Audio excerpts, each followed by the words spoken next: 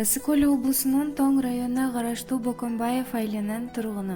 Сүйүктүү алтын апам, Кайыргүлдүү жана бир тууган сиңдилерим Кыял, Назира, Жаку, жаным кыздарым Айжанат менен Айзикти, жалпы жакындарымды 8 март аялдардын эл аралык майрамы менен чын жүрөгүмдөн коттоктоймун.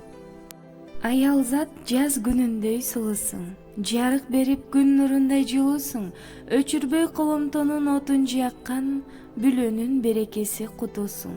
Апаке, майрамыңыз менен жаратканым сизге бар жакшылыктардын баарын буйрсун. Узак жана бекем ден соолук каалаймын.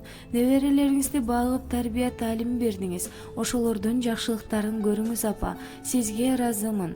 Биздин бактыбызга дайым аман болуңуз. Кыял, Назира, Жаку, силерге өмүрдүн узагын сүрүп, жакшылыктардын күбөсү болуп жүрүшүңөргө тилектешмин.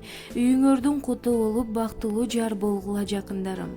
Айжанат, Назик, алтын кыздарым менен силерге жашоодогу жакшылыктардын баарын каалаймын. Аккан судай узун өмүрдү, арчадай жаштыкты, таштай бекем ден соолукту каалаймын. Бул жашоодо эч ыйлабай каалаган ой максаттарыңарга жетип, ийгиликтүү, билимдүү, акыл эстүү, ыймандуу, эң негизгиси аялзаттык бакыт каалаймын, деп силерди Москвадан куттуктаган кызыңар, эжеңер, апаңар Асель. Жашоо жарык сен бар үчүн